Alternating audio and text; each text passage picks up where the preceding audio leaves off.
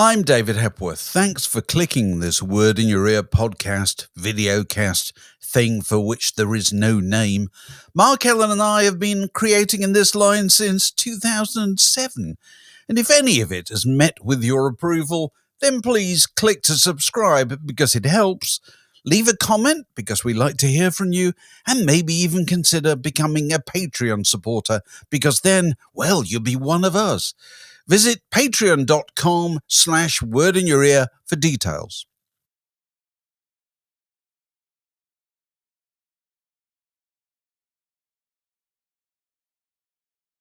This is Word Down Your Way, in which those about to tour salute you. So welcome to this, where we're delighted to be joined by the pioneer of the high clambering, tune-filled bassline, the great Peter Hook, who's touring again this autumn. Peter, it's lovely to see you. And where do we find you? Today, you will find me in Prestatyn, where one of my best friends is he's 65 today. So he's decided to have a big party and he's invited everybody. And we've got most of Salford up here in Prestatyn, as if they didn't have enough problems already. There's going to be a hell of a hoedown tonight. So what are you DJing then? Yes, I'm DJing. I mean, do you know what? When New Order split in 2007, I didn't know what to do.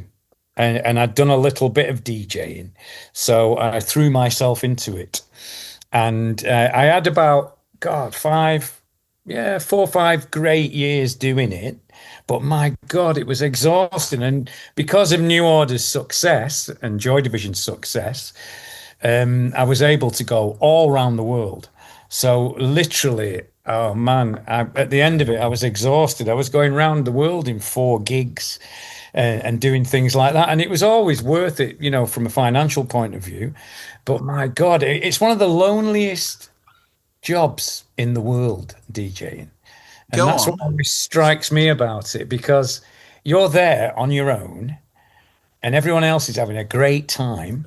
And if they're having a great time, they ignore you. Yes. If they're having a bad time, they throw shit at you.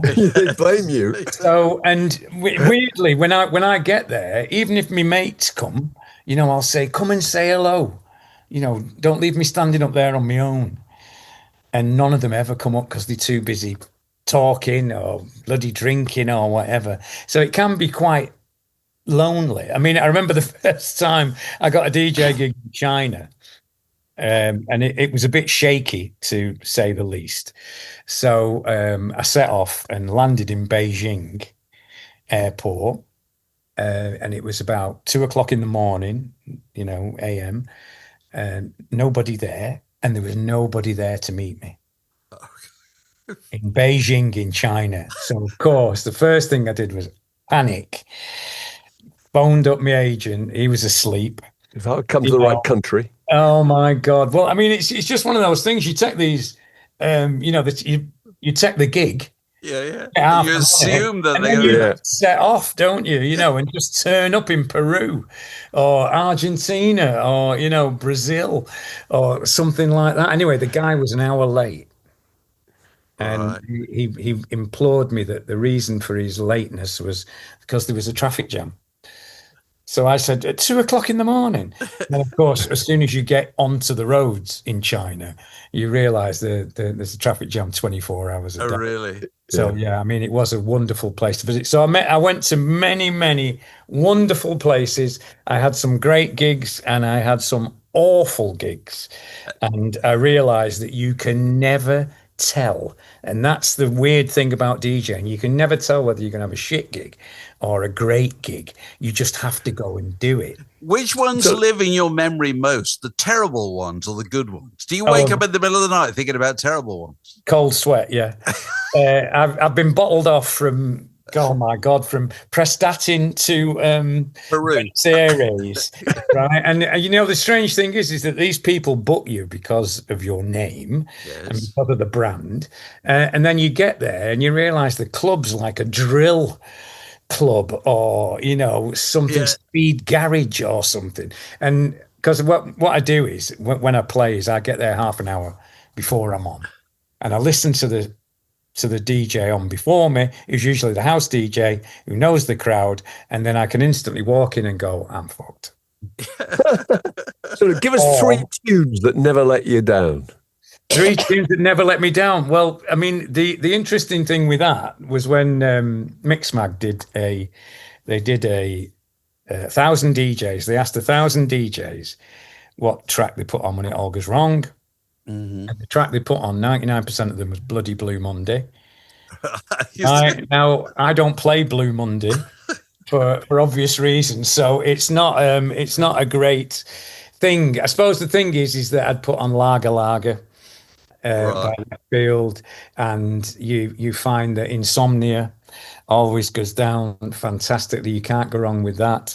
And usually a very upbeat Hacienda tune, like Where Love Lives, anything that's about 126 to 130, is that's so precise. So you're writing a book about of advice for DJs, is that right? Yeah, I mean, it's called How Not to Be a DJ, for obvious reasons, because I remember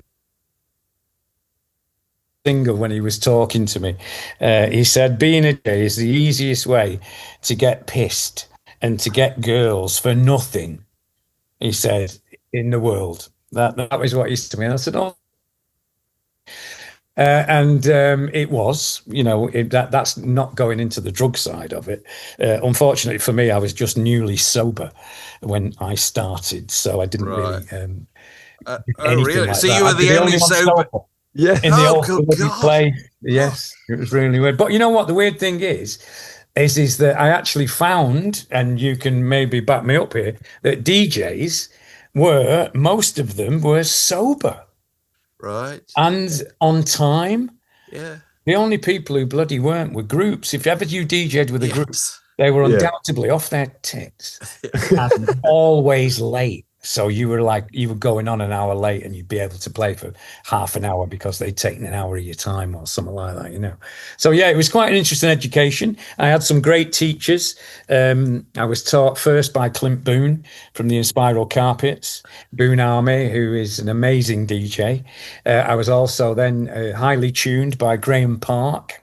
All right. Who Hacienda DJ, got voted best DJ in England in Great Britain, years on the trot. So yeah, I mean, I picked it up, and I think that there is a certain belligerence you have to have as a DJ, and the tips are mainly based around that.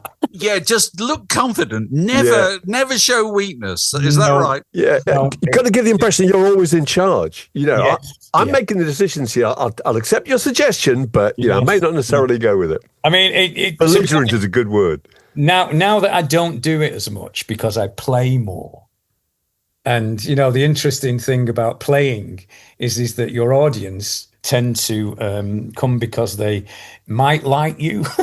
Right. Or do like you, whereas your DJ audience, I mean, I'd come home, sometimes I'd do 4 on the trot, and I'd just be, oh man, and get asked to leave, literally. I remember I did my hiki in London on London Fashion Week. Right. And when I went in, it was just full of old blokes and young girls. It was like being in Stringfellows. Yeah. And, I started playing, and the owner of the club, or whoever he was, came up to me and he said, "You going to play this shit all night?" and I'd only put 2 on. And I said, well, yeah, this genre, yeah. He said, well, you may as well pack up now and go. And I thought, wow. So I thought, well, I'm not arguing. What did he want? Come on, Eileen, status quo. Handbag house. A handbag house. All right, yeah. But you're so right. There's no love for a DJ, is there really? No, whereas musicians, there is. Yes, I know. But the embarrassing part was, as I was leaving out the back door, he came running in and he went, Peter, don't go. And I thought, oh, he's had a change of heart. I thought, oh, right, okay, well, I've come all this way, So I walked back to him and he went, can you sign my copy of Blue Monday? And like a sap, I signed it. That's brilliant. I was on the motorway within 15 minutes. So look, we're gonna talking of Blue Monday. We're going to go back to actually before that. But the first, can you remember the first gigs that you ever saw? Because you grew up where it was in Salford, wasn't it? Yeah, Who was the first band? What was the first band you saw?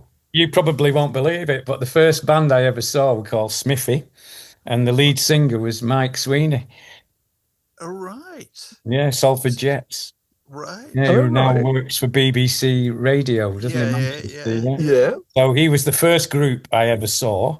They were in their glam phase then. The next group I saw was the Nolans. Who took you? Did you go? Who did you go with? Well, the Willows, it was called. It was Salford Rugby Club, and it was it was the social club, Salford Rugby Club. And shall we say that they weren't very choosy about who they let in? So I'd be 15 at the time, going to clubs, and they used to have bands on occasionally, and you had to be a member. It was one of those clubs. So you had to pay on the Monday, and you got Tuesday free, and the Tuesday was when they had the bands on and things like that. Then I became a heavy metal fan. All right. Right. Walking around with the LPs under your arm. Yeah. Black Sabbath, embroidered denim jacket, waistcoat, maybe. No. I was okay. Penny collared shirt. Yeah. Clogs type thing, that those adverts you used to get in the back of the sounds, clogs with the big bell bottoms. Yeah. And I remember the weirdest thing was that I saw Led Zeppelin in the same week that I saw the Sex Pistols. Wow, that's amazing. So where were Led Zeppelin playing? This is in Manchester. Hard Rock in Stretford in Manchester. Yeah, it was B&Q now. Very famous gig though. A lot of famous bands played there in Hard Rock. And I went to see the Sex Pistols because I'd been reading about them in the evening news and on the music press. I saw the advert for their gig, and it was just 1 second. I saw the advert for their gig, and it was 50p. And the interesting thing about the Sex Pistols, unlike Led Zeppelin, was that they seemed to have a fight at every gig. And that felt more understandable in a way, really. A fight at every gig, that's just like going out on a Saturday night in Manchester. Relatable. Yeah. Yes. You get involved. You get involved more. Well, I think you thought that it was more in your sphere, maybe. I mean, Led Zeppelin were amazing. They were absolutely amazing, but I never looked at Led Zeppelin and thought, I could do that. Yeah, that's right. That's right. When I saw the Sex Pistols, because they were so relatable and so bad, I thought I could do that. And that was how it all began. So that was 1976. Yes. 4th of June, 1976. And that's the famous gig, isn't it, where Marquis Smith was there and Morrissey was there, wasn't it? And the Buzzcocks were there. Paul Morley. Yeah, everybody was at that gig. I mean, well, there wasn't everybody because I think Pete Shelley told me they sold 46 tickets. Yes. And my ticket numbered 23. So I'm thinking he was about right. I mean, the interesting thing about that gig was that the support band were called Solstice, and they were a heavy metal band, and they played Nantucket Sleigh Ride by Mountain. Yeah, I know it, yeah. So the LP goes one side, Leslie West, fades out, and then you put the other side on, it plays the other side. Well, Solstice played the whole LP from start to finish. They were way ahead of their time, weren't they? And then the Sex Pistols came on, and it was just, my God, I mean, chalk and cheese really doesn't come into. But that's really interesting because it's kind of like two phases of your life, isn't it? That's your heavy metal past, and then suddenly shouted, "This sounds terrible." Yeah, and I mean, and I'm not surprised that most of us walked out of there thinking that we could do it, right? Because it looked like we could do it, So how long was it after that you first started doing it, so to speak? The next day. Really? Yeah. I mean, I said to Barney on the way out, we should form a band. These punk bands, this looks great, great fun. So had you played before? Or, could you play instruments? You just went out and bought instruments and just learned to play them? No, Barney could play a few chords because he got a guitar for Christmas off his mum and dad. And he said to me, you'll have to get a bass. And I went, right, get a bass. So I went to a shop in Piccadilly in Manchester called Maisels that had cheap guitars. And I said to the guy, I want a bass. Want a bass. And he said, well, which bass? I said, bass. So he just picked one up and said, what about this one then? And I went, no, that's got 4 strings. My mate's has got 6. And he said, that's because your mate's got a guitar, you dick. He said, a bass has 4 strings. So I thought, oh, well, that's got to be easier. Right. So, and that was it. So I came out of there and he said to me, he said, do you want a cake? My mother had lent me 35 quid. Oh, I was going to say, how do you pay God for bless it? Yeah. her. And she said to me, she said, I've not got anything else. So that's it, Peter. So I said, right. So anyway, I got the guitar for 30 quid. And he said to me, do you want a case? And I went, how much are the cases? He said, 5 quid. And I thought, oh shit, if I give him the 5, I'll have to walk home. And it was 18 miles home. Carrying a bass. Yeah, well, yeah, in a case though. In a case. Yeah, a bass in a case. So I said no. And he went, okay. He said, I'll put it into black bin liners for you. And I thought, yeah. So I went home with the bass in 2 black bin liners, which made me feel very punk. And I remember the first welcome I got was when I walked in through the door when I got home, is my father. He said to me, what the bloody hell are you going to do with that? And you know what? If he was here now, I wish I could sing. Yes. It's like John Lennon's Aunt Mimi, isn't it? It is. It's all very well, but you can never make a living. You can never live out there. Yeah. So how can you remember the first gig? How quickly did you kind of, when you started to play the bass, did you kind of started playing the bass that night? Did you get it quite quickly, or did you think, "Oh God, this is a lot harder than I thought"? We had I phoned Barney up, so got a bass, and he went, "Come down to me grand's and we'll play." So I went down. I'd not played about. I'd messed about with it, but I'd not played anything, and I couldn't play anything. And he said, "Come down to me grand." So I got the bus down to Salford. We went to his grand's. He wired the 2 jack leads up to his grand's needle of her record player, and we immediately blew it up. So his gran chased us out of the house because we destroyed her valve radiogram. It was playing a bass guitar through it. Yeah, a bass guitar and a guitar together. And then both started hammering them really hard, and it just blew up straight away. So, yeah, no, I mean, it was literally, it was all a day. I bought it in the morning or lunchtime.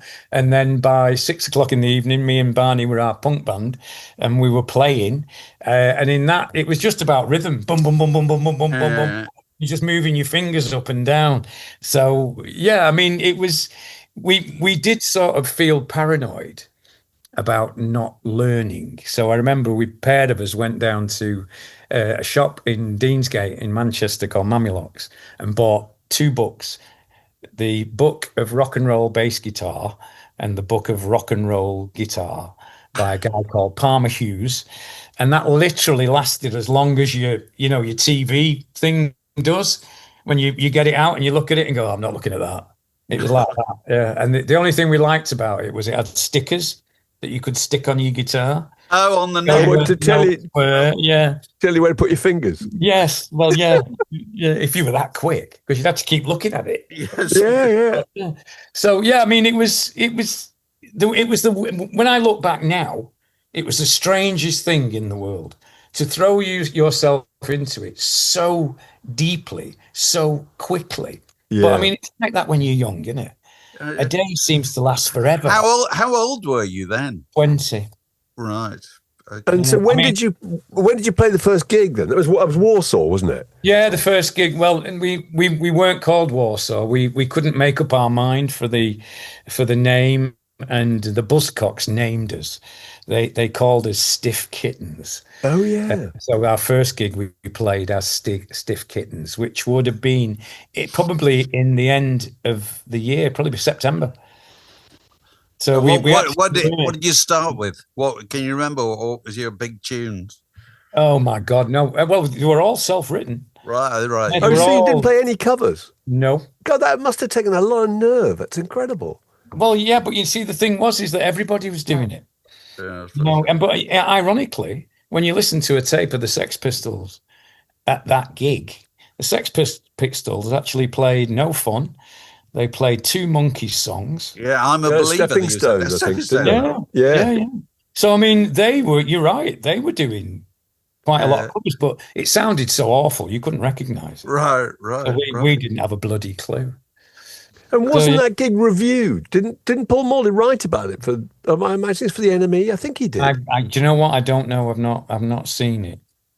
I mean, it's the first gig we did with the Buzzcocks was reviewed, and I made a vow to myself then. As soon as I read that, I thought I'll never read another one. What did it Oh my say? God! Oh, it was just awful. You know, third-rate punk band aping all the others and all this lot. And yeah, I mean, it's like it to me. It's like the comments on social media. Yeah. Don't Like, if read them. you're going to open that Pandora's box, Yes, don't go there. and you should not. And I've sat there sometimes thinking, should I? Shouldn't I? And you know, it's like that. You've got to be, yeah, you've not got to do it to yourself, I think is the secret.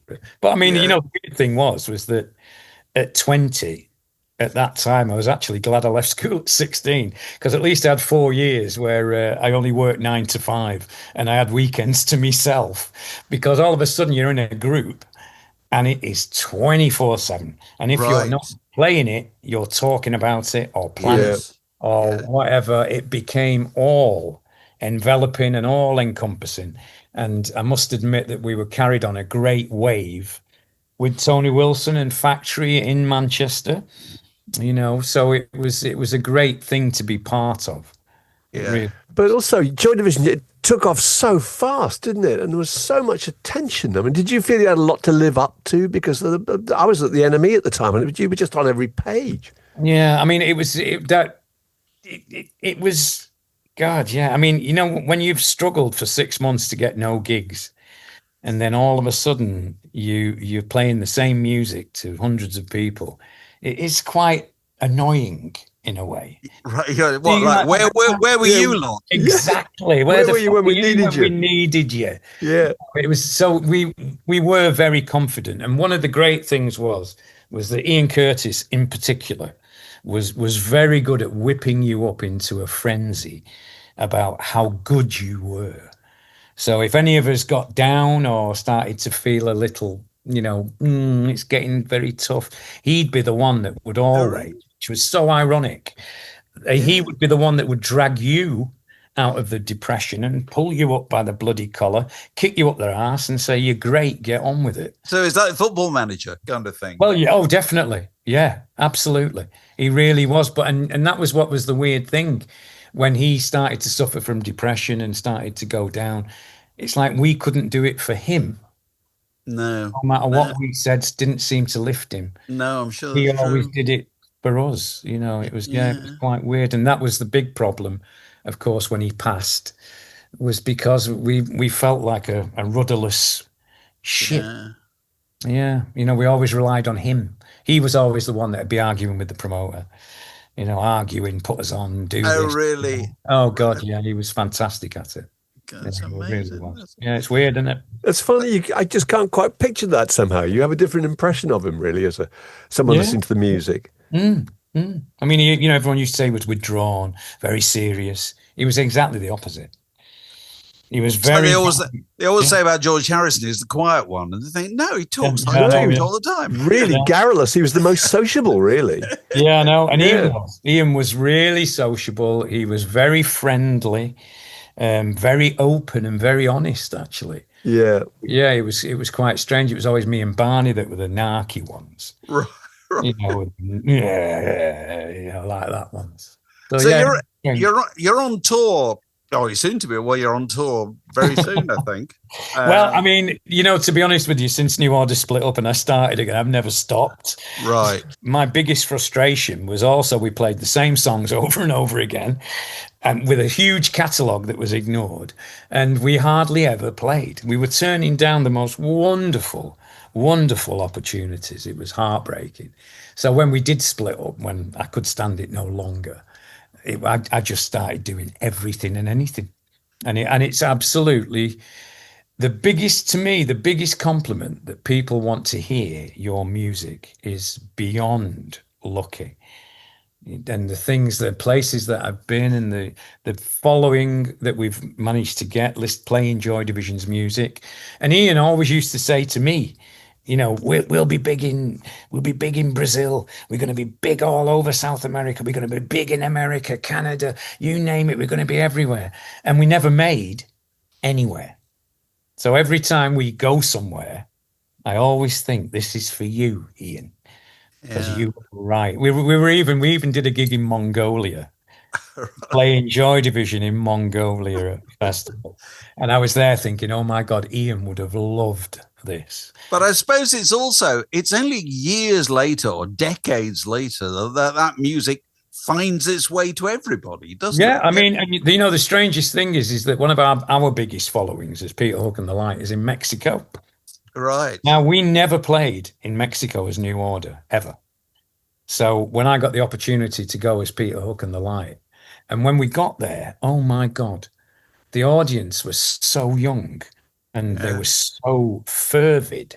They loved it. It was absolutely amazing. It was the biggest shot in the arm that I've ever had. I couldn't believe it. And all these Mexican kids were coming up to me, you know, 16, 18, and going, what was Ian Curtis like? What was Ian Curtis like?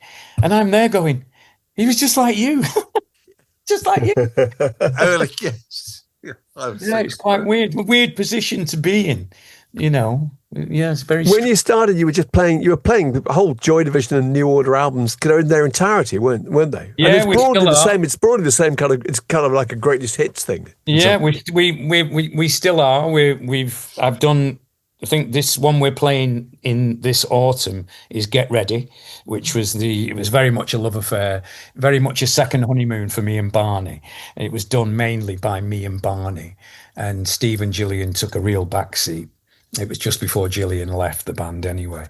And the thing is that I think once we got back together as New Order with Steve, I think that we sort of ignored it because of it had come at an awkward time for Steve, maybe, I don't know. So it's the 12th. This is my 12th album that we've played in its entirety of New Order and Joy Division. And then I've got 2 more to go, which I'm hoping to do before I shuffle off this mortal coil. So yes. And you're singing, aren't you? Right. Yes. Yeah. It used to be Rowetta and various other people, but you're actually now the lead vocal, right? I am the lead vocal. Yeah. You know, the weirdest thing was in Joy Division, Ian was the most generous lead singer I've ever met.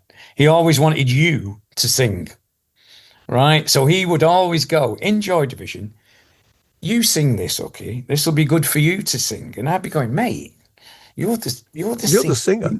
Yeah. So he gave me Interzone. There was a couple of other songs that I've sang at a later date and things like this, Joy Division songs. So he was the most generous man. So he did actually give me the confidence and the opportunity to do it. Of course, I did it with my solo project, Revenge, and I also did it in Monaco. So I was up to it, but I was aware that starting to sing Ian Curtis's lyrics and melodies was a big thing to do. And I was very nervous. And I must admit, it was only Rowetta, God bless her, that actually gave me the sort of push, if you like. I had 3 vocalists lined up, and the keyboard terrorists were out in force, and these 3 kids were terrified and they wouldn't do it.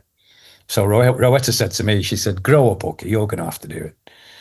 He said, bring your son in on bass. So he came in playing bass. And he's still in the band, isn't he? Yes, he is. He also, yeah. Yes, Jack also, he also plays with Smashing Pumpkins. He's been the bass player in the Smashing Pumpkins for 9 years.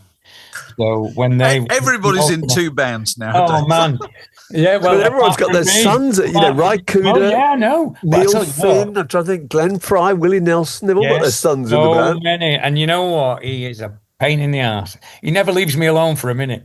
Every time I do a bum note, he's on my case. What are you doing? Right. What are you doing? He's like that. You're playing that wrong. I'm going, you cheeky bugger. Too late for that. It's like shift of power base. Yeah, just a bit. Exactly. Yeah, but no, he's great to be with, and he loves the music, and he always has done. So it's a pleasure to be with him. Right. So you're out and about this late summer and into the autumn and beyond. No reasonable offer refused, particularly. I was amazed that I booked a tour of Australia for just after my 70th birthday. Well, there you go. I could not believe it. If somebody had told me that night, 4th of June, 1976, you're still going to be playing in 50 years, I would have gone, piss off. But presumably you're grateful now. You're grateful. Oh, my grateful. What the hell would we do, boys, without music? Oh, man, I can't believe it. And I can't believe that I'm lucky enough to be able to still do it. That is what is amazing. And the audiences they bring their kids along, which is wonderful. So sometimes you'll get like 3 generations, a lot of 3 generations of people coming to see you. And it's one of those wonderful compliments. When I DJ, it's quite funny because when I'm DJing, I'll get a lot of kids coming up to me saying, hey, my dad said hello. And I went, oh. I said, is your dad not here? And he went, no, he goes to bed at 10. And I'm thinking, well, if you want DJing, I'd be in bed by 10. Yeah. That's right. It's so funny. Well, I'm sure you probably close your eyes a bit and have a little bit of a nap before you DJ this evening. I am. How did you know? Yeah, I can. It's gentlemen of a certain age. You need it. We won't keep you up. Thank you. It was lovely to see you, Start brother. looking at the inside I really of those limbs. enjoyed myself.